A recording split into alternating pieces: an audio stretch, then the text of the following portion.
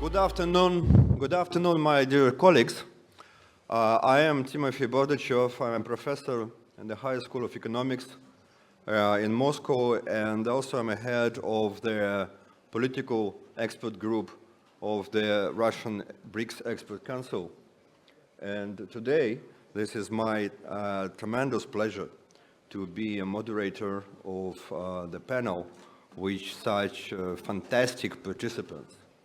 Among them, we have Dr. Karaganov, one of the most leading Russian intellectual, actually, the founder of the School of International Relations and World Economics at the High School of Economics.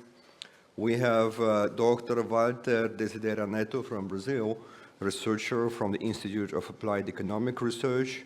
We have our good friend Nandan Unikrishnan, India, distinguished fellow from Observer Research Foundation. We have Man Honghua, Dean of School of Political Science and International Relations in Tungji University.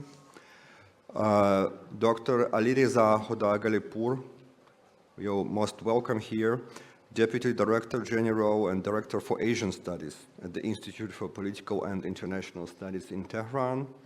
We have our big friend, Dr. Jafar Bedru Galetu from Ethiopia, Executive Director of the Institute of Foreign Affairs. And last but not least, we have Dr. Dmitry Suslov, one of the leading Russian experts on the BRICS developments, and Deputy Director of the Center for Comprehensive European and International Studies. We also do have two discussants, so those brilliant intellectuals who will possibly join the discussion after the main speakers list will be exhausted. Dr. Vasily Kashin, he is the Director of Center of Comprehensive European and International Studies, and Professor of MGIMO University, the biggest and best Russian diplomatic school, Dr. Ivan Safranchuk. So the topic of our discussion is related to the role of the BRICS in the international system. The role of the BRICS before the enlargement and after 5 new member states joined it from January this year. Just to kick off the discussion, I would like to raise and possibly address to all of our participants the question, which is especially important in my view and for me.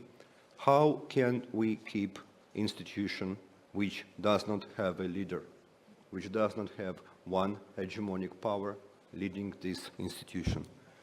The history of international organizations and alliances does not know any experiences of the functioning alliance, functioning group, which was not dominated by one state.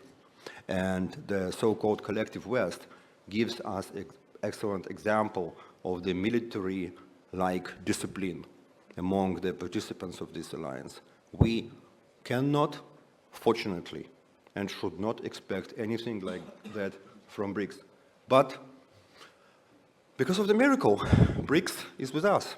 And BRICS became the important part of the international affairs, the important influential part of the relationships between the states and the development of the contemporary world. Just saying that, I would like to start our discussion and first give a floor to Dr. Sergei Karaganov, a leading Russian intellectual. Sergei Alexandrovich, please, the floor is yours. На английском? На английском? Я могу по-русски или по-английски говорить, я не понимаю. Синхрон? Ну, давайте. Давайте я на русском тогда. Нынешний период истории начался где-то в 70-е годы, когда Советский Союз достиг стратегического паритета, даже в 60-е и 70-е годы, и начал выбивать из-под доминировавшего в мировой системе Запада его фундамент этого доминирования, военное превосходство. Потом этот процесс прервался на короткий период, когда Советский Союз развалился. возникла Россия, она была слаба, но где-то с 2008 года процесс возобновился. И с 2008 года идет по нарастающей процесс развала прежней международной экономической и политической системы, которая находится только в самом начале этого процесса, хотя он уже идет около 15 лет. И этот процесс мне очень нравится, потому что этот процесс освобождает народы всего мира от западного идеологического, вообще от любого, раньше это и было и советское, кстати говоря, идеологического, политического, экономического доминирования. Мы вступаем в период свободных народов и в период великолепного культурного политического многообразия, но этот период, естественно, несет в себе большие опасности. Одна из опасностей заключается, во-первых, конечно, заключается в высокой вероятности мировой войны, когда одновременно валятся несколько систем, ведь валится и 500-летнее господство Запада, и однополярный мир, и двуполярная система, все одновременно валится. Но одновременно валится еще и система регулирования международных отношений, мировых экономических отношений, которая была создана после Второй мировой войны и которая обречена. Просто потому, что из-под нее ушел базис. И у нас перед БРИКС, в частности, стоит очень непростая проблема попытаться, и вообще перед всеми нами, попытаться заполнить этот вакуум интеллектуально и институционально. Мы пока еще не готовы полностью все и к решению первой, и решению второй задачи. Интеллектуально. Какая мировая система придет и в первую очередь мировая экономическая система, придет на смену нынешней. Она уже идет. Мы видим, что рождается новая экономическая система, пострыночная экономика, якобы она является суперцифровой, идет деглобализация экономическая значительная, идет военизация экономических связей, делиберализация международных экономических отношений. Все это одновременно происходит, но мы не знаем, какая будет новая модель. И мне кажется, что это нужно решать и всем нам, и каждой стране в отдельности, поскольку старые рецепты, в том числе те, на которые большинство из нас были воспитаны, старые школы мысли, они просто не работают. Нужно создавать новые. Может быть, самой важнейшей задачей всех нас, нашего интеллектуального сообщества, это попытаться создать новую теорию международных отношений и новую систему, и теорию новой системы хозяйственности, постимпериалистического капитализма или глобального капитализма, который себя изжил и который рушится на наших глазах, потому что он был построен, как мы все знаем, во-первых, на базисе доминирования, военного доминирования одной или группы держав, а во-вторых, он был построен на базисе бесконечного роста потребления, которое начало уничтожать основу человеческой жизни, планету Земля. Вот, мне кажется, что это важнейшая задача для, может быть, кстати говоря, даже для научного форума придумать и сформулировать новую модель экономического развития мира и каждой страны, поскольку единой модели не будет. И, слава богу, мы вступили в тот период, когда мы уже избавились от всех иллюзий о том, что будет мировой коммунизм, мировой капитализм, мировой либерализм. Все будет по-другому, по-разному. И все социальные науки, я вам напомню, вообще являются не науками, а искусствами, и они являются сугубо национальными.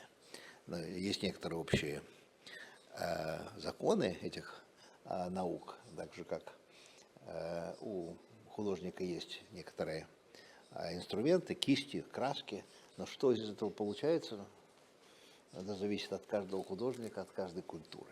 Это первое. И сейчас нам, мне кажется, задача номер один – это вот продумать новую модель и начать ее внедрять в наши мозги и в мозги наших коллег. А вторая крупная задача, которая стоит перед БРИКС, я не говорю там о расширении, это заполнение вакуума, который образовался благодаря нарастающему крушению прошлой системы мирорегулирования. Потихоньку погибает ООН.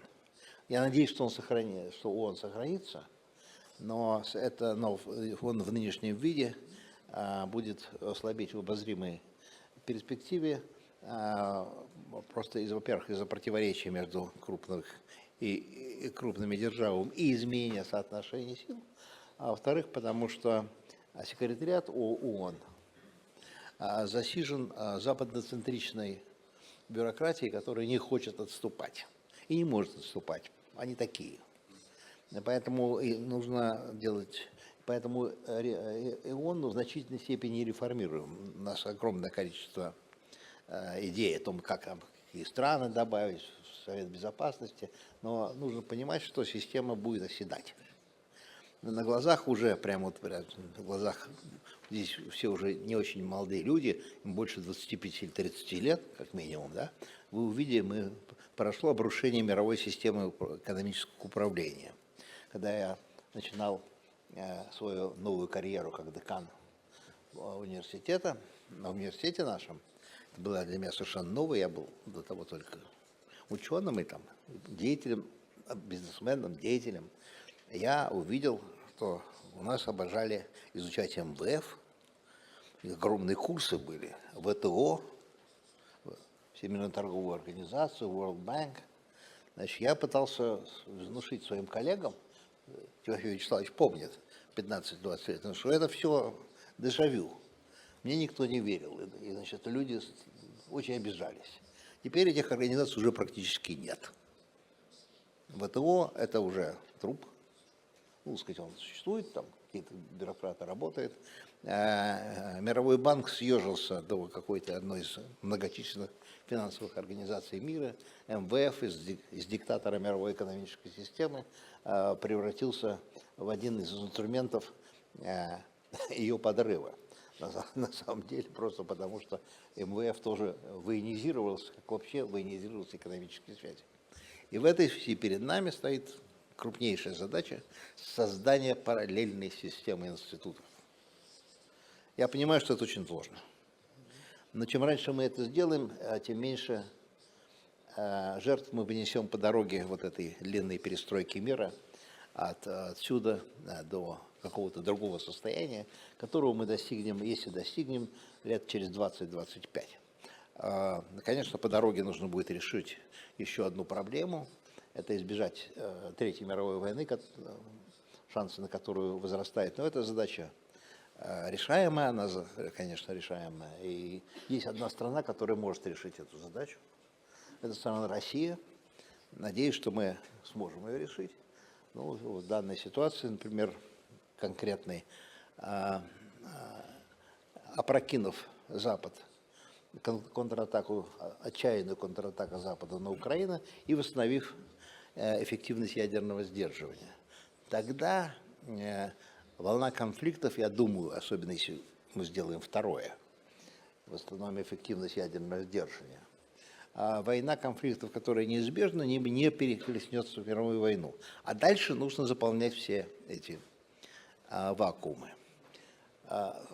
на всех уровнях. Миротворчество, оно необходимо, но он уже не может играть роль миротворца. Может быть, подумать о том, что какой-нибудь ближней перспективы группы стран БРИКСа или там, ШОСа начнут создавать собственные миротворческие силы. Ну, например, я фантазирую, но когда мы освободим всю Украину, разгромим Европу, Запад и украинский режим, то я не думаю, что мы захотим оккупировать всю Украину. Она совершенно не нужна. И раньше была не нужна.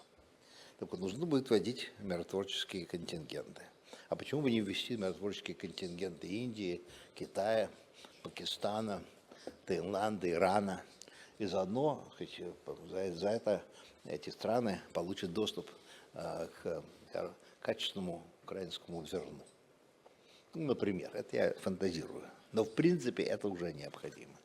Совершенно необходимо уже сейчас создание организации по ликвидации последствий катастроф, природных, экологических и иных. Его вовсе нет.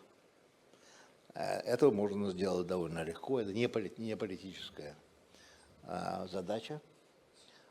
И мне кажется, что мы можем ее начать решать уже быстро, создавая соответствующие совместные органы. Не обязательно в них должны участвовать все страны-члены БРИКС или все страны-члены ШОС, но группа стран. И я думаю, что если Индия, Китай, Иран, Южная Африка, Россия соединят усилия, то мы можем создать международную организацию по помощи странам, которые страдают от катастроф. Только что мы выяснили, что Всемирная организация здравоохранения тоже не работает, или практически не работает. Это уже можно сделать и сейчас, не замещая, а дополняя существующую систему. Может быть, кстати говоря, если появится здоровая такая конкуренция, то кроме того, что мы будем выполнять вместе полезные функции, мы подстегнем и ревитализацию соответствующих организаций ООН и не допустим ее окончательной деградации, которая, если нынешнюю тенденцию не прервать, приведет к тому, что мы через 10, 15, 20 лет окажемся без всемирной организации или практически на одних руинах этой всемирной организации. Впрочем, мы уже видим, что эта организация уже является тенью не только той мечты, которую когда-то заложил под нее Франклин Делано Рузвельт и его соратники Сталин и Черчилль, но и той организации, которую мы создали, условно говоря, к 70-м, 80-м годам прошлого века. Мне кажется, вот есть еще несколько, у меня уже нету времени, поэтому я могу назвать еще 3, 4, 5 направлений параллельного создания институтов, которые мы могли бы начать заполнять эти вакуумы. Это и возвращаюсь к самому началу своего выступления. Для того, чтобы заполнять эти вакуумы и создавать эти институты, наше сообщество должно собраться и придумать их. Это замечательная задача, понимая при том, что старое сообщество, я не выступаю против западного интеллектуального сообщества, я сам его как card-bearing член был всю жизнь, один из ведущих даже в той системе трехсторонних комиссий, там, Давоса и так далее. Но оно уже ничего не может произвести. Нам нужно делать самостоятельно, и если вот мы сейчас что-то придумаем, это будет здорово. Тогда нам, предстоит великолепное будущее, как интеллектуалам, но и как с нашим странам, поскольку все-таки я надеюсь, что Россия обеспечит мир, а мы должны обеспечить его вкусное наполнение. Спасибо. Большое спасибо, Сергей Александрович. Ваше выступление стало основополагающим для нашей сессии, поскольку вы обозначили весь спектр вопросов, которые, с моей точки зрения, имеет сейчас смысл обсуждать. Walter, so you are representing Brazil and you are representing Institute for Applied Economic Research. In his intervention, Dr. Karaganov was very frank about the condition of the international economic institutions. So I do believe that BRICS cannot actually avoid dealing with the issues of the international institutionalized infrastructure of the economic cooperation and development. So we are very much anticipating your participation in our session. Can I speak from there? Yes, absolutely.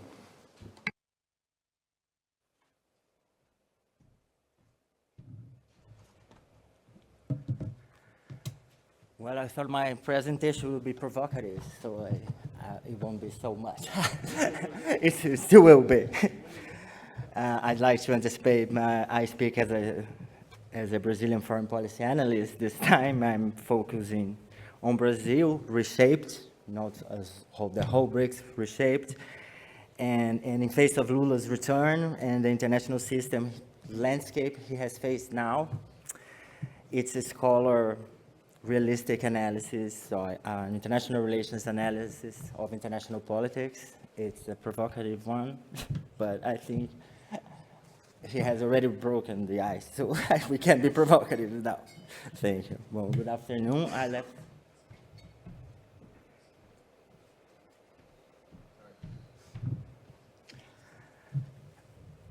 I will say a few words on the significant transformations in global dynamics over the past 2 decades, a special focus on South-South cooperation as a strategic response to hegemonic power structures. From the Brazilian point of view, of course, and I'll call it Lula plus 20 in the systemic conflict of dual bipolarity. So from Lula to Lula, 2 strands of South-South cooperation. From the year of 2003 to today, Brazil's foreign policy under President Lula has undergone substantial evolution. By then, our policy was characterized by reformist support for the institutional order, advocating for moderate changes. Presently, our stance is a little bit more counter-hegemonic, pushing for a fair world order through bilateral relationships and through global platforms such as BRICS Plus. The idea of dual bipolarity defines the format, I suggest this idea, defines the format of the current global landscape.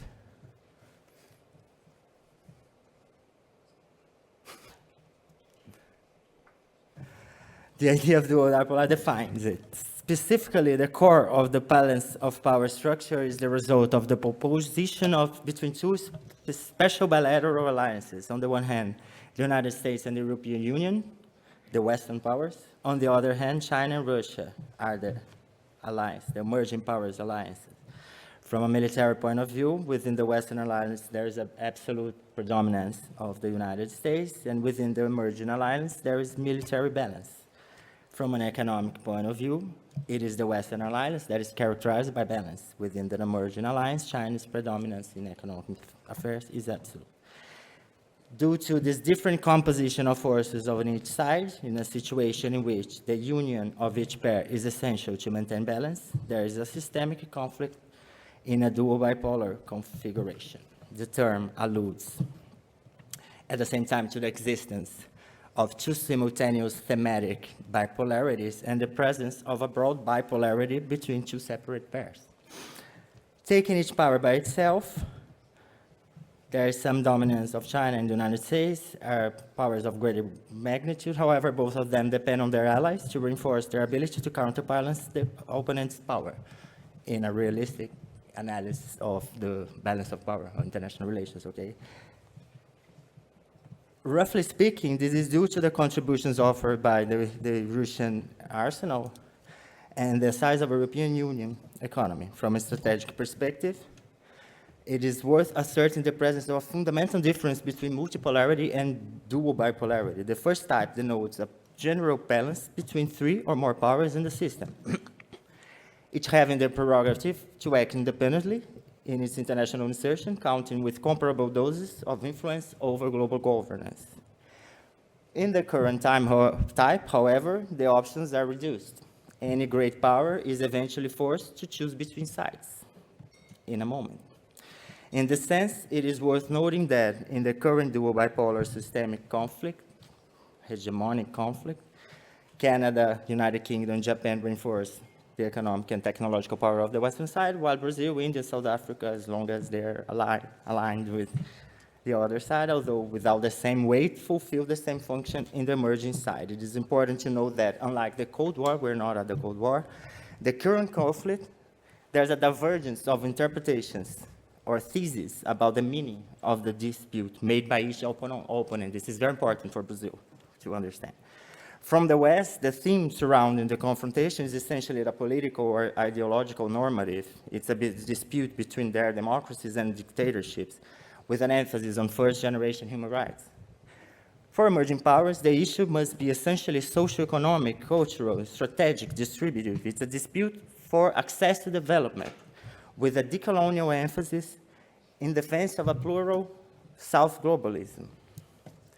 The antagonistic profile of the conflict, the specific mismatch of forces, as well as the search by each side to provide rhetorical legitimation for its position regarding the established order, these are some of the elements that give counter-hegemonic meaning to a fundamental element in the Lula plus 20 strategy, namely the expansion of BRICS and our side strategy. Well, I should have left you reading the numbers while I was talking, sorry.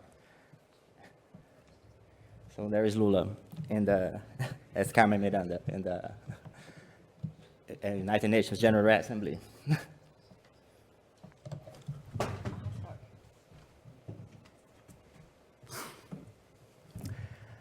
Lula plus 20 marks a renewed Brazilian engagement on the international stage. President Lula's return has revitalized our connections with both Western and developing nations, highlighting our leadership on environmental issues and equitable global development. This positioning underscores Brazil's commitment to leading by addressing climate change as interconnected with broader social issues. So he has been to COP27 in November 2022. When he had not yet taken office, the president-elect gave his first clue that sustainable development, global warming, and, in a certain way, the 2030 agenda would be guiding principles of his upcoming foreign policy. That's why I suggest calling it Lula plus 20. In addition to 20 years having passed since his first term, there is a parallel with the Rio plus 20 conference. In that summit, the environment was definitely mobilized by the global debate on development, and thus has become fully part of the North-South conflict. As regards American and European relations with Brazil, Lula's interactions were marked by his statements on contentious issues like the conflict in Ukraine.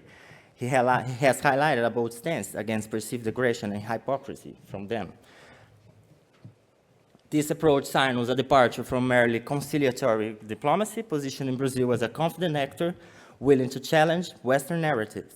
Lula's diplomatic initiatives in Africa reflect a deliberate choice to strengthen South-South cooperation and embrace a decolonial path, countering hegemonic influences and fostering direct solidarity with other developing nations. Looking forward, the expansion of BRICS is central to this strategy. This expansion isn't just about economic cooperation. It signifies a unified voice in key global discussions.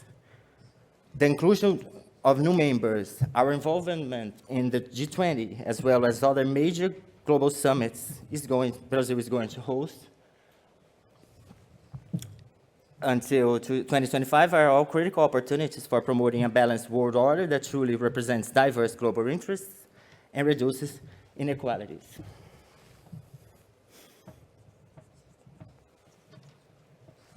Well, in summary, the transition from Lula's first administration to Lula plus 20 represents a pivotal era in global politics, with Brazil emerging as a key player in crafting a counter-hegemonic narrative. Our commitment to South-South cooperation is more than a policy. It's an essential step towards a fairer and more sustainable world order. So with these reflections in mind, I eagerly anticipate the forthcoming discussions as having my provocative one too, and thank you for your attention. Thank you very much, Walter, and for your excellent contribution to this panel. The next speaker represents the Chinese University, the Tunzi University, Dr. Men Hunhua, Dean of the School. Dr. Men, the floor is yours, please. You would like to go from there? Thank you.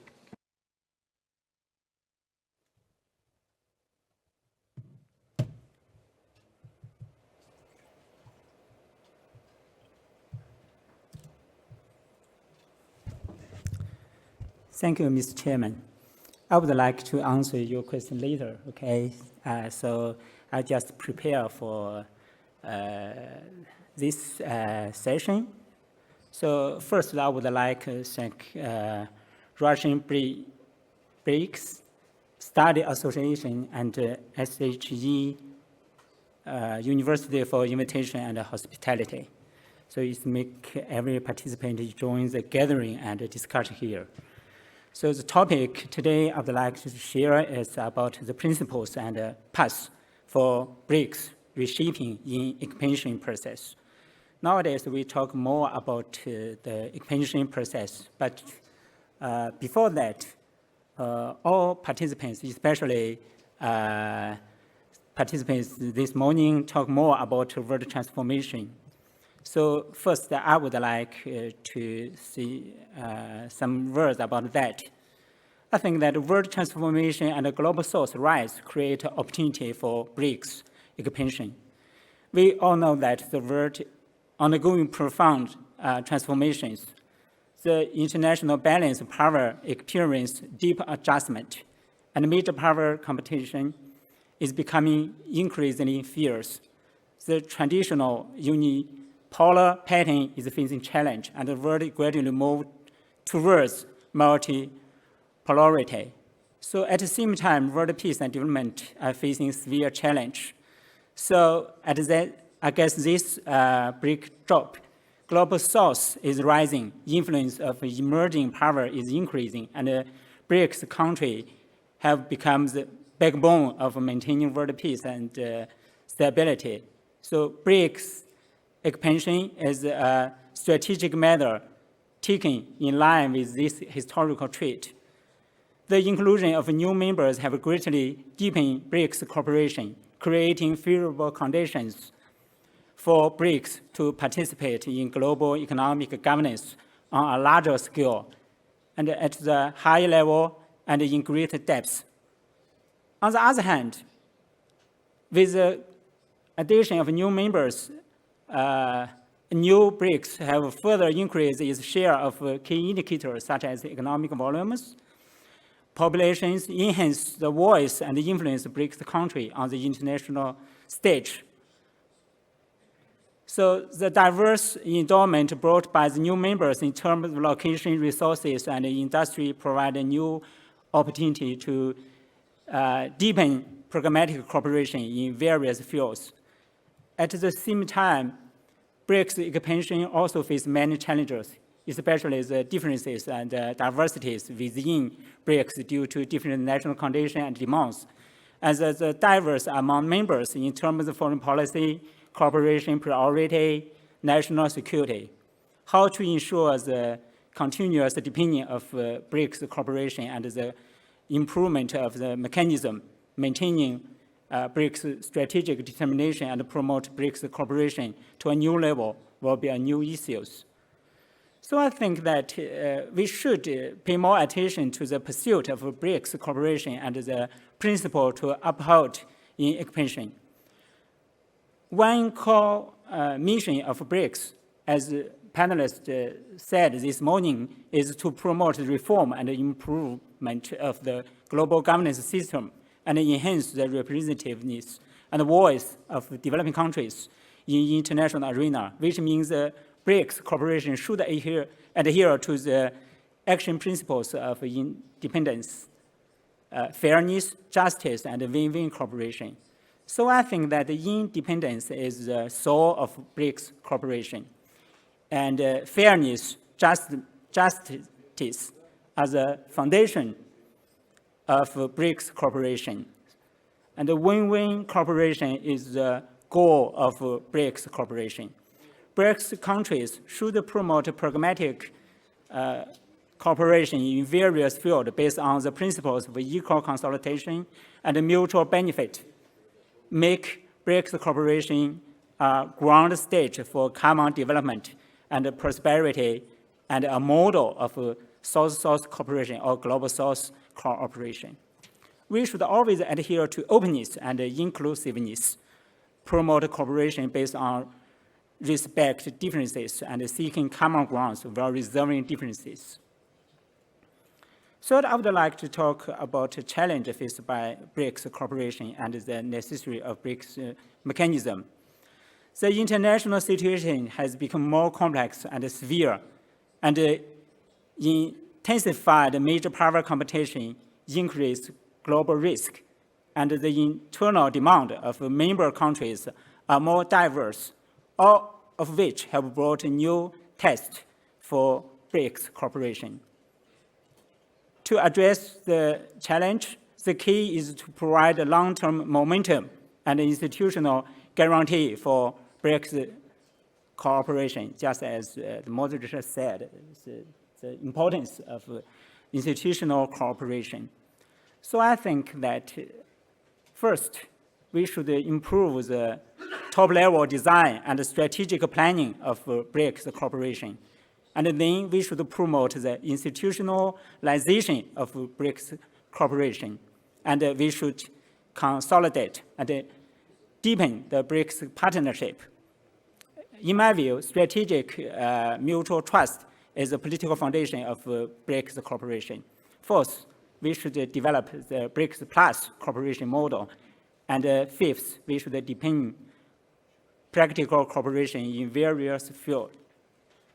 So we have a lot of questions to ask for the expansion of BRICS. I would try to answer some few questions. For example, how to ensure smooth integration of a new member. We have a new member representatives here from Ethiopia and Iran. I think that they have more deeper consideration on that issues. In my opinion, expansion puts forward a higher requirement on the operation efficiency and decision-making mechanism of BRICS cooperation, and a relevant working mechanism needs to be improved and perfected in a timely manner. At the top level, I think we should adhere to the determined expansion stand, clarifying the basic principles and the specific standards for the selection of new members, help build a consensus among members and ensure the selection process is carried out in a standardized and orderly manner.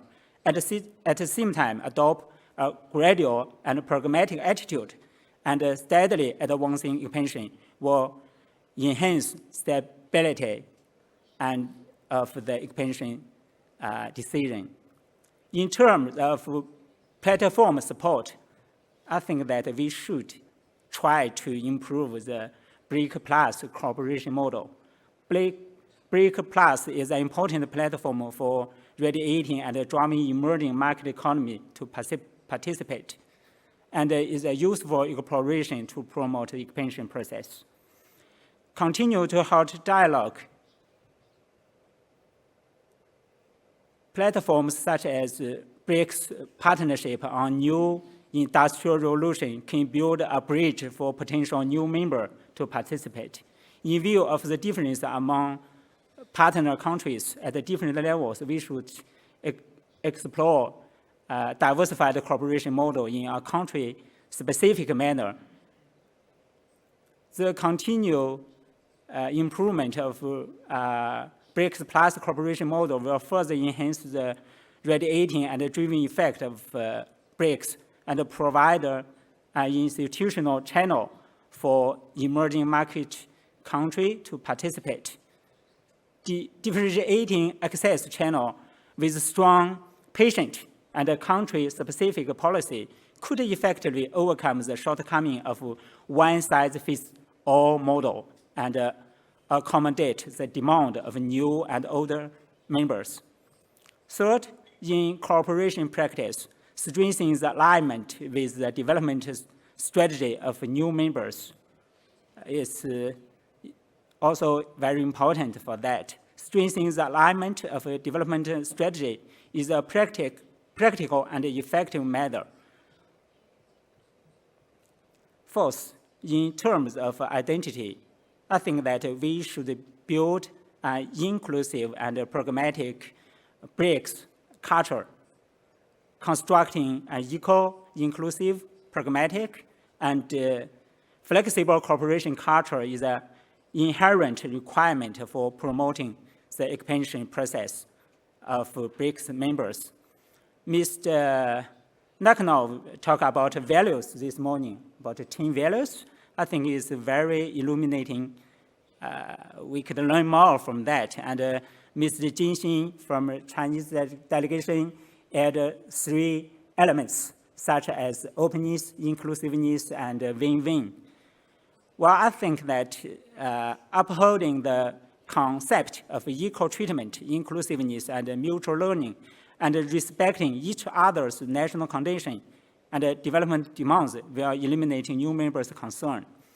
Cultivating an atmosphere of people-to-people exchange with the goal of connecting the people can lay a solid foundation for the expansion of public opinions. And an inclusive and pragmatic cooperation culture is the soft power to resolve differences and build consensus on cooperation. So the concept of seek common ground while resolving differences and gathering common understandings while resolving differences will guide new and older members to work together to address common challenge. So the last, in terms of mechanism building, we should innovate cooperate methods by continually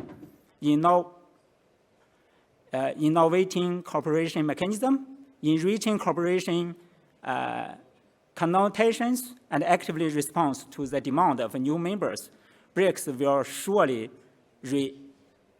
radiate more vigorous vitality and constantly enhance its international influence. Of course, we should think more about external environment, just as our panelists talk about the world change and maybe some hegemonism. We should pay more attention to the image of BRICS and strengthen the guidance of international public opinions.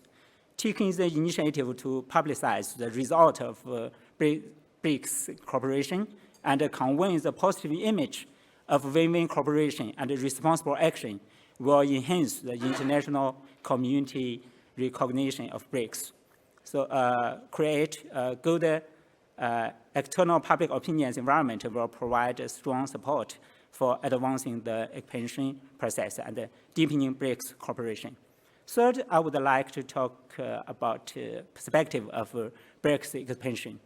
Based on common but differentiated responsibility, BRICS should uphold the concept of openness and inclusiveness, adhere to the principle of mutual benefit and win-win result, follow the rhythm of steady progress, promote the mutual promotion of expansion and deepening cooperation, and achieve a model balance is important. So the expansion of BRICS is meaningful, such as enhancing the responsiveness and the influence of BRICS members. I think all members, including China and other members. Expanding new areas of practical cooperation. Although we have so many struggles, we need cooperation. For China, in the last 40 years, China is open to the outside world as key to China's development. So open and win-win is very important for China, and cooperation is an essential way for China in the future. So building consensus among developing countries is very important, I think that. And the rise of Global South give more opportunity for that. So we should improve the cooperation mechanism of BRICS members. Maybe in the future, we might think about establishing a permanent secretariat to provide the necessary support for cooperation in various fields. We can think more about that. So it could promote the reform of the global governance system. It's very important for our mission. And for long-term development strategy of BRICS members, moderate expansion contains huge opportunity. So I think that in the future, a BRICS cooperation mechanism with more members, stronger responsiveness and a higher inclusiveness will become a backbone force to promote world peace and development. That's my view. Thank you very much for attention. Well, thank you very much. Thank you very much for helping us and the entire academic community of the BRICS countries to go more in depth of their national agendas and preferences and divisions on how the ability of the institution to function and to respond to both national interests and to the interests of the entire community can be achieved. Our next speaker just came this morning from Tehran, Dr. Alireza Khoda Galipur. Dr. Galipur, first of all, please allow me to join the other moderators and participants in expressing our deepest condolences to you and your country because related to the tragedy which has happened a couple of days ago. And thank you for coming to joining us in such circumstances. Dr. Galipur, the floor is yours. Thank you so much. Very good afternoon to everybody. I should also again thank for your sympathy and sincere condolences for our nation, for our colleagues here. I'm very grateful to be among you, and it's a great pleasure for me to have this opportunity to be in this very esteemed and prestigious panelists among my colleagues. In fact, since I spoke this morning to avoid repeating myself and my ideas about the whole idea of BRICS, I decided to be as brief as possible and just to be concentrated on some very important questions we are facing regarding BRICS and its future. In fact, I read in the forum concept notes some very thoughtful and prolific questions, which is very important, and also you raised, Dr. Bordashev, very important questions in the beginning of this session. So I will try to be concentrated on those important questions, to raise some important concepts which can be helpful for all of us to rethink. I'm sure that all of us have thought about those concepts, but it's always good to remind them and rethink those concepts again. So based on the guiding questions of this session, it's been asked that what does it mean to be a BRICS member for each country? For us, as we understand it in Iran, of course, there are some very comprehensive definition of BRICS and its benefits for each member countries, but it's mostly a kind of state-based collective socio-economic development model, which is able to diversify the power sources of all members through sharing capabilities of each member states. It is very important that regarding the figures, we look every time when we talk and we think about BRICS to see how big we are based on our population, based on our share in global economy, and all these figures based on our the vastness of our countries and our influences in the culture and civilization during last centuries. So I believe it is a collective effort to reach to some very ideals of each member state, and it is a very good opportunity for all of us to be a member state of this important group. BRICS has been comprised of developing countries and rising powers with common challenges and opportunities in search of some alternative development model, which is very important right now since we are witnessing that the West is facing some very important and dire normative challenges. When we look at different parts of the world and their policies, I've lived in some European countries for several years. It doesn't mean that they are, as you know, some people, some analysts believe that they are collapsing or they are weakening, but it's a reality. Of course, I think we can have a consensus on that, and this very important issue that they are facing very important dire normative challenges. So it's very important for all of us to search for a kind of alternative development model which is available among us. What is the priority, at least for Iran, as we understand it from that part of the world, even before being a member of this group? It seems that the priority, a common priority for all members, is establishing a new international financial system which is more fair, more open, and more inclusive. And how is it possible to go for smooth integration of the new members? I think it is possible through a well-planned, timetabled, incremental roadmap. I mean, incremental, multi-phased, with the division of labor and using as inclusive as possible language and effective contribution from all member countries, especially from old members, those core five. In this, I think it is very important question which you raised, Dr. Bordashev, in the beginning, that how is it possible and how long is it possible to keep BRICS alive?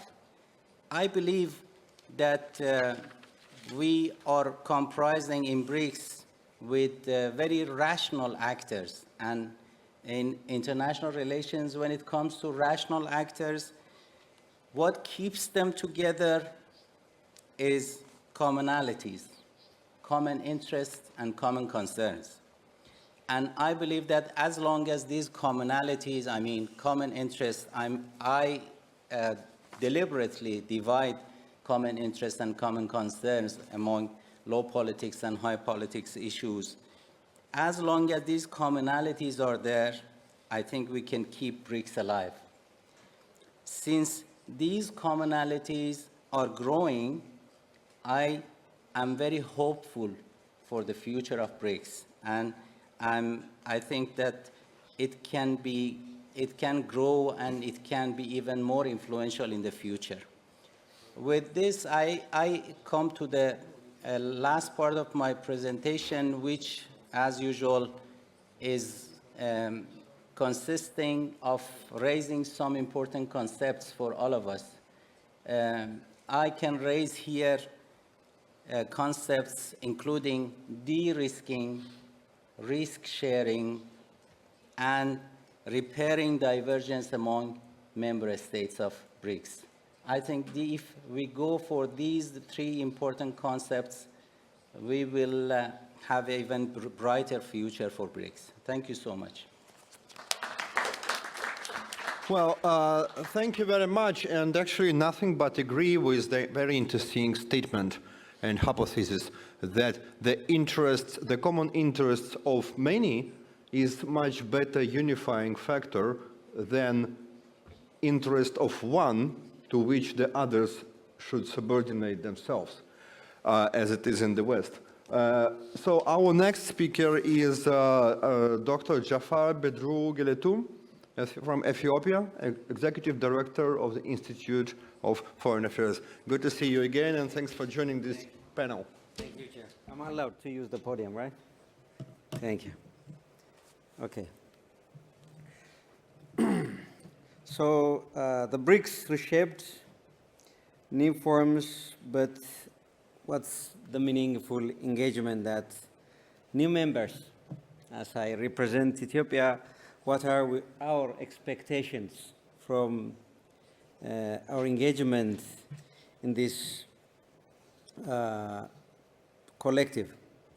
So Ethiopia has a very long tradition of multilateral diplomacy since the time of the League of Nations. We have been the founding members of the League of Nations, the only country not colonized during that time to be part of the League of Nations among Western colonial powers. It's a cornerstone of our foreign policy. We have a very strong belief in collective security, sovereign equality of all nations, and responsibly conduct of international relations were the fundamental factors during that time. Ethiopia was also among the first, the founding members of the UN after the Second World War.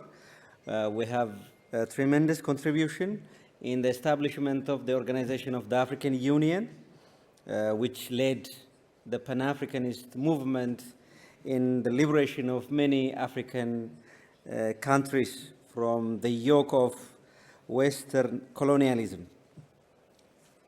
Yeah, I think. Okay. Yes.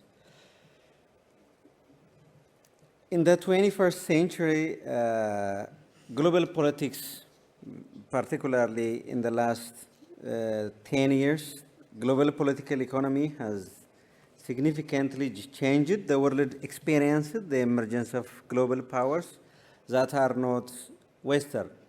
That's for the first time in more than 500 years, which used to be colonial powers in Africa. The global economy has begun to shift from the west to the east. The economic rise helped the emerging states to develop their own power capabilities, China, Russia. With that, the demand for these countries has started to claim their right position in the geopolitical space and stage. This has created changes in the global system that I have outlined in the presentations I have presented in the morning. The changing global landscape brought fertile grounds for the emergence of new multilateral arrangements. We see BRICS as one of these developments. BRICS is an engine of growth, and we hope it alleviates the governance deficit that has been created because of the deficit of global governance and the failures of the liberal world order. As we see it, BRICS is a platform to think and deliberate about the future of the global order and the global governance deficits in the age of, as I have outlined, polycrisis. It presents alternative models, development models, and new ways of economic cooperation. Many states today are calling for this reform of these status quo global structures, which only reflects the power arrangements, which reflects the post-World War, the Second World War realities. BRICS can play three key roles, we think, to resolve the global governance crisis. First, it can expose the structural deficiencies of the existing governance system, and it can call for reforms. It's taking substantive measures to realize the coming multipolar, that I have said, integrated multipolar order based on the principles of the UN Charter. It's also expanding its members with ideas that are similar to its founding members. this has implications in terms of maintaining the originality of the economic and financial cooperation that the BRICS originally was established and created. It should further push the agenda of global governance reforms. It should strengthen the internal coordination among the old and new members within the BRICS Plus collective. Ethiopia joined the BRICS because it has a strong belief on multilateralism. Ethiopia has been struggling for justice and equitable, fair distribution of things in the global order based on the principle of collective security since the advent of modern politics or multilateralism during the League of Nations. The failure of multilateralism, Ethiopia has been a victim of failures in this weakened multilateral organizations. We have been a witness during the Italian colonial invasion of Ethiopia. The League of Nations has failed us to deter an illegal occupation of a sovereign state. Also current illegal, illegitimate pressures from the West has failed to erode our beliefs in multilateralism.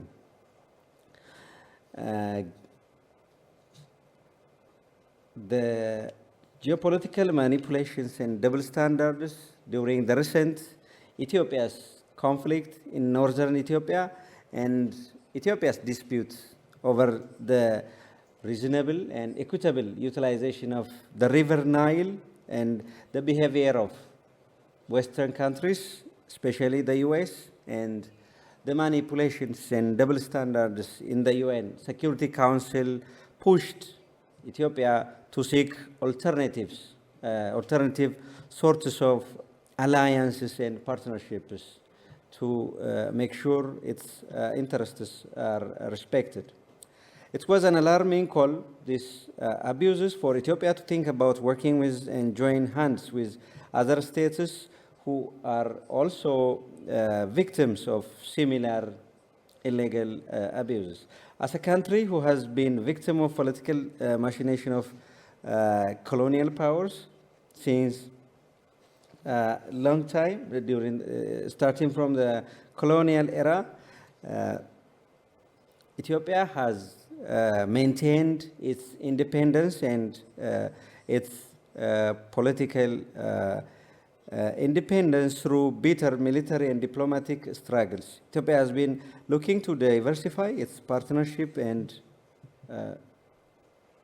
cooperative engagements. Ethiopia is also seeking for alternative sources of development finance, which the BRICS collective might offer. And there are so many reasons that I think, rush through. So let me skip to the values that Ethiopia brings to the BRIC collective. Ethiopia's membership also benefits BRICS members. Ethiopia is a gateway to sub-Saharan Africa. It's the political capital of Africa. Ethiopia can serve as an important bridge for BRICS to engage with Africa. Ethiopia's strategic location as a diplomatic hub of Africa provides BRICS an enhanced presence on the continent. It also increases opportunities for economic cooperation in various sectors, as Ethiopia has a large and growing economy, which is the biggest in East Africa. Ethiopia's membership will also further enhance BRICS' geopolitical clout and influence and its voice on the global issue. Ethiopia sits close to the critical maritime choke point of the Bab el-Mandeb, which accounts nearly 20% of global trade. When we come to what Ethiopia's membership means to Ethiopia, we can point out at least three major issues and areas. Politically, in terms of political membership to the BRICS, Ethiopia hopes it promotes the reforming of the unfair and uninclusive, the existing global governance would be reformed through the processes and the discussions and collaborative efforts within the BRICS. BRICS must emphasize the importance of inclusiveness and equality in the global governance system based on the principle of the UN. BRICS can also play a significant role in reshaping the global order by promoting South-South cooperation, as I have pointed out in the morning. The other major issue is the economic perspective. Ethiopia's perspective on BRICS is primarily focused on fostering economic cooperation in areas such as infrastructure development, international trade, investment, and tourism, many others. BRICS should consider its approach towards the role of the new development bank and contingency reserve arrangement in contributing to the financial difficulties of BRICS members. BRICS institutions, including the new development bank and the contingency reserve arrangement, should prioritize the interests of BRICS members. This includes making new development bank membership a default right after being membership, after full membership into the BRICS. It requires that existing core members who have bigger share in the governing body of the new development bank to facilitate rapid accession of BRICS members such as Ethiopia to be accepted into the new development bank. In terms of integrating new members, to ensure the smooth integration of new BRICS members, the BRICS should focus on enhancing economic cooperation and building capacity of new members to leverage the experiences of the founding members. This process will require a phased approach with temporary hold on further expansion until the integration of the current new members has been achieved. When considering future expansions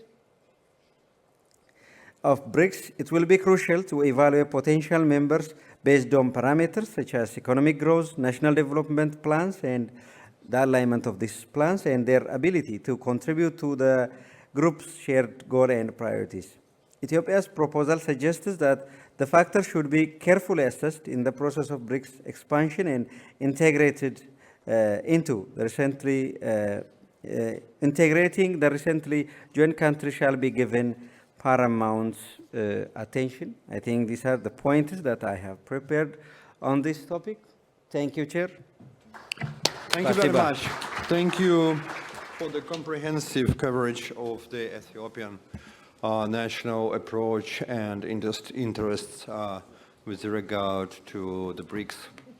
Well, our very good and old friend Nandanu Nikrishnan asked me to put him as the last speaker, but I will not do this. You will speak still before Dr. Suslov, who will summarize the other panelists, including you. So the floor is yours, Nandanu. As usual, Timofey does not want to do what I want him to do, so, but I'll have to live with it. The reason I had asked him to put me a little later is because I wanted to collect some of my thoughts together. And what I essentially had worked out originally was that I would speak on the 5 leading questions which are there in the agenda, which were: what does it mean to be a BRICS member, what is common amongst BRICS states, and so on, including inclusion of new members. But Ali Raza has done such a wonderful job with that I sign under every word that he has said, and I'm not going to go further into that question at all. So that leaves me with the second part of my presentation, which is essentially trying to answer the question about BRICS immortality, whether it's going to live forever or not. And that would require me to look at Indian foreign policy. But first, my personal opinion. I do sincerely hope that BRICS is not immortal, that BRICS has an end someday. Because if that does not happen, that means we never achieve the goals that BRICS has set itself to do. So if BRICS is never going to achieve those goals, I don't want to be part of BRICS, because I need to achieve those goals separately. So let us be very clear that BRICS should not be immortal. There should be an end to the life of BRICS. And coming to that brings me straight to the question of why is India in BRICS? And one of the primary compulsions why India is in BRICS, and one of the primary compulsions of Indian foreign policy is economic. It is not strategic. India's primary challenge is not from outside its borders. India's primary challenge today is within its borders. And that challenge is not of terrorism or anything of that kind. That challenge is economic, of poverty. We have a very large number of poor people. And those poor people have to be lifted above the poverty line and given the dignity of life. And so therefore, Indian foreign policy for the foreseeable future is going to be governed primarily by these concerns of economic compulsions. And now when we look at those economic compulsions and we look at the lay of the land around us, India is faced with a very difficult challenge. It has deep friends within the BRICS, with whom it shares a long history of friendship. But it also needs new friends outside of BRICS who will help India with the development story. Because the development of India is going to cost trillions of dollars, multiple trillions of dollars. Those multiple trillions of dollars do not reside within BRICS. They are unfortunately outside BRICS. And India needs those dollars. Whether we like it or not, that's a fact. And so therefore, at all points of time, India's foreign policy is going to be governed primarily by how other countries are going to write themselves into India's development story. So this is an important aspect that will be of fundamental, in my opinion, importance of how India is going to approach its relationship to various other countries and various other bodies. In this context also comes the question that was raised by one of the speakers about building new institutions. I had in my earlier, in the first session, mentioned that India is not looking at the world as a revolutionary organization, but India is an evolutionary power. And therefore, we would support all attempts to reform the existing bodies of international order. We definitely in India would want reform of the United Nations, including its Security Council, making it more democratic, more inclusive, more representational, and the reform of various other bodies. But we also recognize, I assume I'm not, me saying we does not mean I'm official India, but I assume they share some of my thoughts, or at least I share some of theirs. We also recognize that some bodies, international existing bodies, are not performing their role. So yes, there is a need to not just reform, but there is a need to look deeper on whether there can be the creation of bodies by organizations like the BRICS that could substitute. One of the examples is the New Development Bank. BRICS has come up with that concept. Yes, there is need for more in that direction. But yes, as Mr. Karaganov raised the issue of peacekeeping, maybe it is an issue to look at. It may be a serious issue that requires looking into. And this is something as an academic forum I think the think tanks of all countries should seriously look at, maybe make it one of the ideas that they should research. The other thing is in health. Yes, definitely. I mean, we saw what happened during the COVID pandemic. When vaccines became available, it suddenly became all country for itself. So America kept the vaccines for themselves, Europe kept their vaccines for themselves, and the rest of the world was left to themselves, without vaccines, of course. So it is a recognition that we need to work at a system that will respond to the needs of the global south, which may not at some points have access to everything that is required. So again, I think Mr. Karaganov has, as usual, thrown up a very good idea, which is worth researching and looking at and finding ways and means. I know BRICS has already worked extensively on this, but maybe we should be looking at expanding this. And finally, the point that I wanted to make is, listening to everyone today, I'm increasingly getting the feeling that, we are talking of states, we are talking of geographies, we are talking of multiple things, but none of us are talking of people. Why are we doing all this as academics? If I'm a prime minister, people are not important, I understand. But I'm not a prime minister. I'm an academic. And I am assuming that all my suggestions are to keep people at the center of whatever my suggestions are.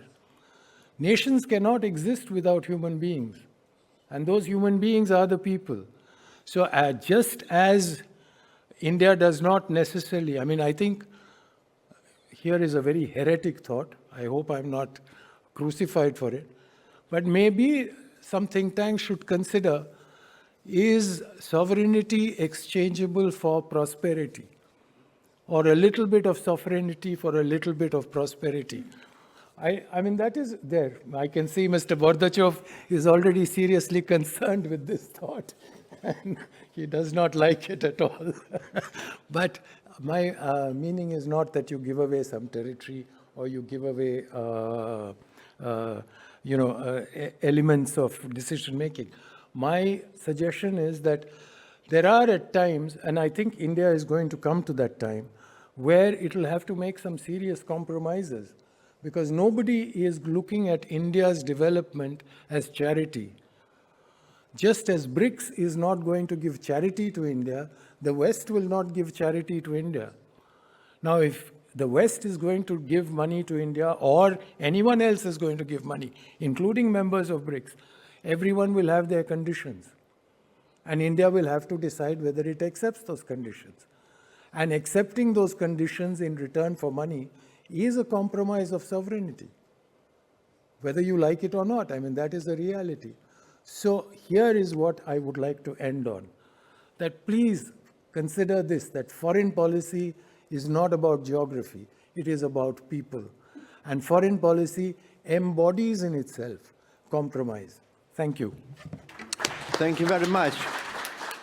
Thank you very much, Nandan, for the both very much in-depth and the philosophical observations.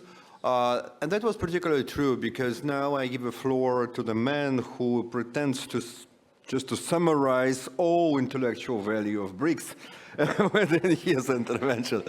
Well, one of the leading Russian researchers doing the BRICS affairs, Dr. Dmitry Suslov, and a good friend of us. Dmitry, you have 10 minutes, okay? Thank you very much. I will probably require less. Thank you very much. Pleasure and honor to be here. I think that the title of our panel, New Form but the Same Meaning, reflects the meaning, the shape of BRICS after enlargement quite correctly, but only partly. Because, of course, BRICS remains a coalition of sovereign states who conduct independent policies, who share a vision of a desired international order, who insist on better global governance favoring developing countries, and who consider membership in BRICS and cooperation within BRICS beneficial for themselves. And we heard that multiple times in today's panel. Yes, of course, BRICS is and will remain to be an entity without hegemon, what Dr. Bordachov started from. and only due to this reason, I think it is incorrect to compare BRICS with the G7, which has a hegemon. They are uncomparable entities, and the very meaning of BRICS rejects the idea of hegemony both within and worldwide. And by the way, BRICS is not unique in this feature. There are institutions in the world majority, not in the West, but in the world majority, who also do not have hegemons. Shanghai Cooperation Organization, African Union, they don't have hegemons, and it's all right for the world majority, not for the West. And finally, of course, BRICS was, is, and will continue to be an entity which combines countries of very diverse cultures, political systems, civilizational identities, and national interests, who are not just diverse, but also clash in many times. And this diversity and clash of national interests on regional and geopolitical issues will certainly increase with the enlargement of BRICS. Just one pure example, after enlargement, BRICS includes official allies and official adversaries of the United States at the same time. However, despite this diversity, BRICS countries have always been able to cooperate on common issues and global governance problems, and this will remain after enlargement. This meaning, these three features of BRICS which I mentioned, they never change. And I think that the BRICS 5 was very careful in inviting those countries who would faster and foster and strengthen these features of BRICS and even strengthen them, because the new countries, they fully share this meaning of BRICS. However, having said all that, the enlargement on the one hand and the prevailing global trends, which are inseparable from enlargement and which actually contributed, predetermined this enlargement, provide BRICS with a new identity. And this new identity is the following. BRICS is no longer just a group of countries who come together and cooperate for their own vested interests in order to promote their own interests, their own development, and their own prestige. After enlargement, if you want, BRICS has become global. It has become an avant-garde of the world majority. It has become a manifestation of the desired international order, a desired pattern of interstate relations, and also an agent of change to the better. So BRICS today reflects interests of not just the member states. BRICS reflects and promotes interests of the world majority as large. You know, as Dr. Karaganov usually likes to say, Russia strengthens security of the world majority, not just of itself, but the Russian activisms make the world majority freer and more secure. So BRICS is also contributing to the interests of the world majority as large. This is how BRICS is perceived by very many other developing countries. This is the main reason behind enlargement, and this is why so many countries still want to join BRICS down the road. Now, why did this shift of BRICS identity happen? First, of course, it was a result of the BRICS' own success, because during the 15 years of its existence, BRICS deepened cooperation on very multiple policy areas and proved very vividly that membership in this entity pays, that this is very, very beneficial for the members. Secondly, this shift is a paradoxical, although predictable, result of the confrontation which the United States unleashed against at least 3 members of BRICS, China, Russia, and Iran. Because this confrontation first vividly depicted the deep unfairness and hypocrisy of the Western hegemony, of the hegemonic order which the West wants to impose worldwide, and very vividly showed that what they call the rules-based order in fact means just eternal privileges and eternal hegemony of the West, and confrontation against anyone who struggles against these privileges of the West. Secondly, this confrontation increased the risks of bloc polarization and division of the world, not just politically, but also economically. And the United States is talking about economic de-risking with China, which is in fact economic decoupling with China, thus undermining globalization, interdependence, global development, that this is painful for the overwhelming majority of developing countries. And finally, this confrontation weakened global governance, because major global governance institutions are now paralyzed. And the provision of global public goods also weakened, because the majority of funds go where? To arms race today. And the volume of money devoted to arms race is multiple times more than the volume of money which goes to development. So all this is against the objective interests of developing countries, and thus the result was quite the opposite to what the United States expected. The result was the emergence of the world majority as a broad coalition of countries which demand more sovereignty, more agency, and refuse to be pawns in the new great power struggle. And instead of joining the United States against China and Russia, the majority of developing countries, they preserved or intensified partnership with Russia, China, and Iran. And moreover, they started to demand greater agency in world affairs and a different world order. A kind of world order within which they would not be the hostages of the Western confrontational policies. And this is very different from the non-alignment of the previous Cold War. Because the non-alignment movement was like a bench sitter in the international order of the previous Cold War. Today, countries do not want to be bench sitters. They want to be agents. They want to be actors. Right? They want a kind of order which would overcome the centrality of this confrontation, which would marginalize this confrontation and mitigate the negative effects of this confrontation vis-a-vis them. This is what brought the countries into BRICS, right? Because again, BRICS is both the manifestation of the desired order and the agent of the desired order at the same time. Now, how can BRICS prove this new identity and fulfill this new mission? First, focus more on global governance, both political and economic. Creation of the new financial exchange system not based on the US dollar. Creation of a new system of economic relations less vulnerable to unilateral sanctions. Reform of the UN system, including the Security Council. Reform of the major global governance institutions, voting rights, and secretariats. Elaboration of a new agenda dealing with climate change. Strengthening international energy, food, water security.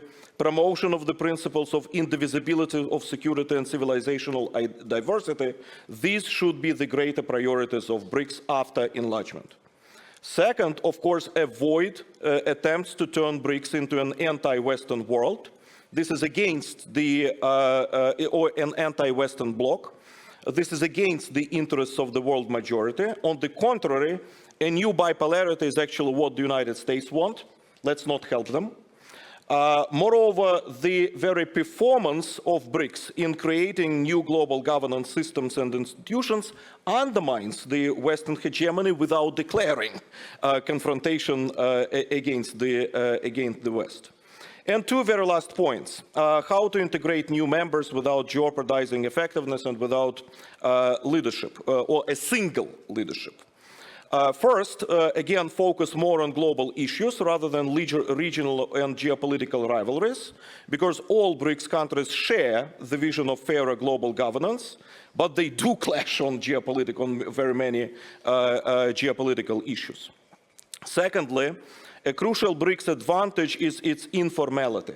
It is not a classical international organization, and being an informal entity allows what's called a variable geometry, right? And BRICS of 10 or of more countries can form flexible coalitions of countries which cooperate on some issues more intensively than on others, right? And not without obligatory participation of all countries. And thirdly, Timofey, in the 1990s and 2000s, there was a very famous, although flawed, concept offered by several Western scholars, governance without government. It was a flawed one at that time because there was a global government, or at least there was a country who wanted to be a global government. It was the government of the United States. But today, BRICS actually obtains a chance to fulfill a true governance without government, right? A true provision of global collective goods, a true improvement of the world, without someone sitting on the top and imposing its own agenda on the others. And finally, prospects of further enlargement. Of course, I think BRICS should remain open for countries who share its values and principles of the desired multipolar international order. However, I do not think that new robust enlargement should be the immediate priority just after the previous wave of enlargement. Instead, we should focus more on establishing and strengthening of the BRICS partners format, which could create, which could be a group of countries kind of associated with BRICS, participating in many processes and projects and cooperative efforts of BRICS, but without having a veto power over decision making, which all the full members of BRICS have. And this BRICS partner group should consist of A, countries who declared their wish to join BRICS but have not been invited yet, and B, those countries who have not declared their will to join BRICS but are considered useful for the sake of the improvement of global governance by the existing BRICS members. Thank you very much. Well, thank you very much. Thank you very much, Dmitry, for setting comprehensive agenda. So during the main interventions, we have overviewed the different functional and national dimensions to the BRICS approaches of the old and new member states. However, we have two excellent discussions, and among them I first should invite Dr. Ivan Safranchuk to give his comments on what has been said by the other speakers. Dr. Safranchuk, the floor is yours. Спасибо. Спасибо. Поскольку мы в России, я не могу вас лишить возможности еще понаслаждаться русским языком, хотя и в моем исполнении. Мне кажется, есть две вещи, две очень фундаментальные мысли, тезисы, которые объединяют страны БРИКС и которые наполняют эту организацию содержанием. Первое – это то, что в БРИКС представлены страны, которые ориентируются на нужды их народов в очень значительной степени. Вне зависимости от того, как там мы выглядим по всяким формальным показателям демократичности, наше правительство действительно ориентируется на нужды народов. И очень важное требование от всех наших народов – это материальное развитие и благополучие. Надо кого-то выводить из нищеты, кого-то из нищеты передвигать в средний класс, кого-то из среднего класса выше и так далее. То есть материальное развитие – это абсолютно имманентный интерес, который у нас присутствует. Второе. Все мы понимаем по итогам 20 века, вот все наши страны, что материальное развитие и достижение благополучия невозможно без международного сотрудничества. Опция ухода в изоляцию и чего-то там делания за счет только внутренних сил – это не опция. Соответственно, появляется запрос на справедливую организацию международного сотрудничества, чтобы достигать материального развития. Вот это нас очень сильно держит вместе. А дальше возникает опция, что мы делаем. И мне кажется, это вот то, что даже на самой первой встрече, вот, вернее, на второй, первая была в Москве, а вторая была, вот, как сегодня уже вспоминали, в Нью-Дели, еще тогда это проявилось. Ну а что ж мы тогда делаем? Мы создаем альтернативную систему или мы переделываем западную систему? Ну, либо мы уговариваем Запад быть честнее, либо мы создаем свою параллельную, другую, более честную глобализацию. В принципе, по всей видимости, ни та и ни другая опция в чистом виде невозможны. И более того, попытка осуществить одну из этих опций в чистом виде не будет приводить к консенсусу. Как мне представляется, ключевым вопросом, который нас отчасти объединяет, а вот отчасти, наоборот, разъединяет, и сегодня это разногласие очень выявилось, и я уже некоторое время об этом раньше писал, состоит в том, что как соотносится материальное благополучие и суверенитет. Они совместимы или нет? Запад уже примерно 15 лет держит нас в клещах дилеммы. Либо материальное благополучие и развитие, либо суверенитет. Хотите богатеть за счет подключения к глобализации, тогда ограничивайте свой суверенитет, не проявляйте слишком свою самость, не проводите слишком свои интересы. Будете слишком, значит, проявлять свою самость, тогда мы вас наказываем. Кого-то жесточайшими санкциями, кого-то более мягкими ограничениями и так далее. И вот как найти баланс между суверенитетом и развитием, здесь, по всей видимости, у нас будут разные точки зрения. Насколько я понимаю, Россия встает на позицию, что вообще не нужно искать какой-либо баланс между двумя этими составляющими. Мы выходим за пределы этой дилеммы, мы больше не противопоставляем развитию и суверенитета, а считаем, что развитие настоящее может быть, если это не выпрашивание пряников на Западе, а настоящее самостоятельное развитие, то оно может быть только на базе суверенитета, а не за счет поиска какого-то баланса в этой дилемме. Есть те, кто продолжает искать баланс в этой дилемме, и я думаю, мы относимся к этой точке зрения с уважением, хотя бы потому, что мы сами 20 лет это делали.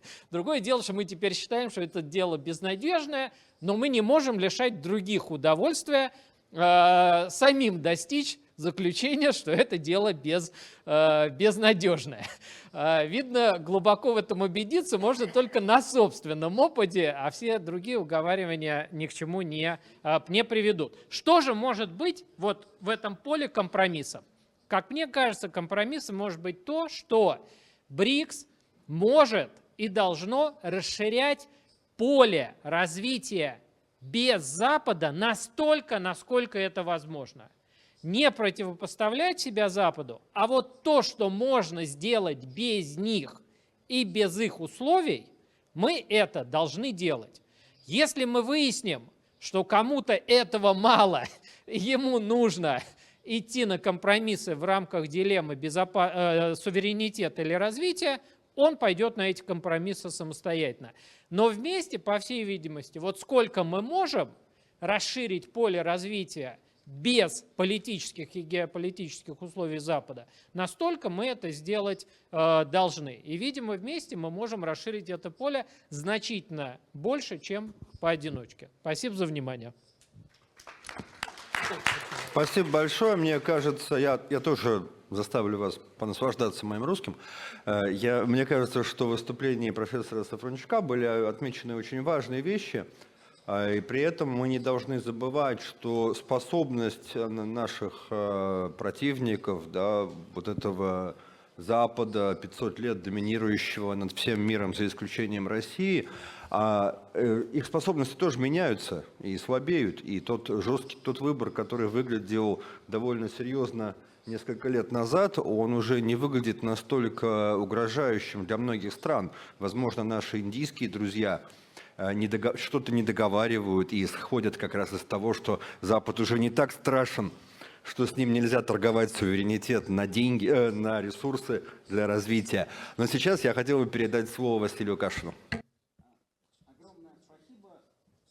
Вот замечательные доклады, которые мы выслушали, они показали большие различия в взглядах и целях различных стран-членов БРИКС. Фактически общим между ними является стремление к некоторому изменению системы глобального управления, приданию ей более справедливого и многостороннего характера, но глубина этого стремления и характер цели, они разные.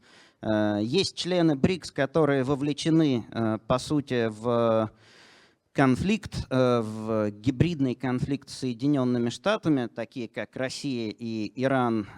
Есть Китай, который пока что имеет работающие мощные отношения с США, но постепенно скатывается к экономическому конфликту с Западом и гонке вооружений с США. И есть страны, которые фактически больше склонны использовать БРИКС для усиления своих позиций в диалоге с Западом и получения каких-то дополнительных уступок, поскольку их модель развития предполагает тесные связи с западными экономиками. Разумеется, часть членов БРИКС хотела бы видеть создание полностью параллельных существующим экономических структур, финансовых институтов, системы расчетов, и именно в этом состоит интерес России. Другие хотели бы просто постепенной эволюции существующих систем. Однако решается все это не БРИКС и за пределами БРИКС. Сам БРИКС был просто продуктом изменившегося соотношения сил в мировой экономике, которое произошло уже в 2000-е годы, и дальнейшие волны расширения БРИКС, углубления взаимодействия в нем были не следствием каких-то осознанных решений, а просто следствием изменения в мире. Мир приобретает все более хаотичный характер, в разных его частях возникают все более острые конфликты, и то, что мы видим в Европе и на Ближнем Востоке, это следствие объективного процесса слома старого миропорядка, который сопровождается хаосом. Кто-то, может быть, рассчитывает, что удастся обойтись эволюцией, постепенной перенастройкой своего сотрудничества, но это не является чем-то, что мы можем решать осознанно. Скорее всего, многое из того, что существует в современном мире, включая правила, институты, развалится само по себе, независимо от нашего желания, и для каждого лучше готовиться к самому такому непредсказуемому и тяжелому периоду впереди. Но когда этот период настанет, у нас к этому моменту, возможно, будет уже готовый какой-то форум, налаженные механизмы взаимодействия. И даже те, кто сейчас думают, что они смогут заключать стратегические сделки с Западом, вероятно, будут играть на этом этапе самую активную роль в строительстве нового порядка, формулировании новых правил, которые заменят западные. И, наверное, вот как бы учитывая эту перспективу, мы и должны развивать наше партнерство. Огромное спасибо. Спасибо. We are slowly coming to the end of this session, but before we finish, what I want to do as one of the responsibles for the development of BRICS intellectual agenda is to ask every speaker on what field of cooperation has not been mentioned today, but you still consider it as important. Just taking into consideration that we have only 10 minutes, just in 2 words. Dr. Karaganov. The most obvious thing, of course, is culture and information. And it's easy, it's non-political, or largely non-political. Imagine just a common tiny foundation for distribution of TV programs, movies, etc., which will immensely enrich our media, immensely enrich even our media people, because that will be more or less for free, and actually further our understanding of the world, which we will be facing, because we are in the world which has passed away, is passing away, sorry. It's not yet a funeral, but it's a preparation. We are buying food and drinks for that. But it will take the passing away will take some time. But it is much better, to prepare now and to get ready. Cultural and in terms of information, say, including, for example, BRICS, in super informational BBC, sorry for using that word, or CNN. Excellent, cheap, and it will benefit all. Спасибо. CNN здорового человека. Okay, Walter, what has not been mentioned for the future agenda? The 2030 agenda roadmap, a common roadmap for achieving the Sustainable Development Goals. Thank you very much. Nanda? I completely endorse Mr. Karagano's suggestion. Okay. I would only add to that people-to-people exchanges. Thank you very much. There are too many. But it will make these exchanges exciting. Dr. Mann.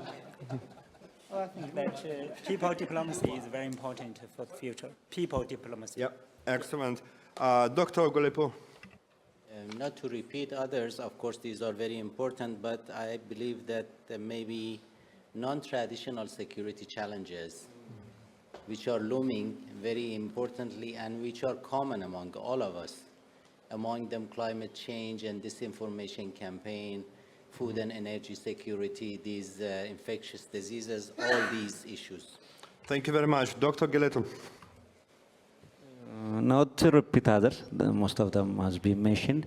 Maybe bilateral relations among BRICS members. There are tensions and friendships, and how BRICS can act as platform to resolve those issues. India, China, Egypt, Ethiopia, and many Egypt. others. Yes.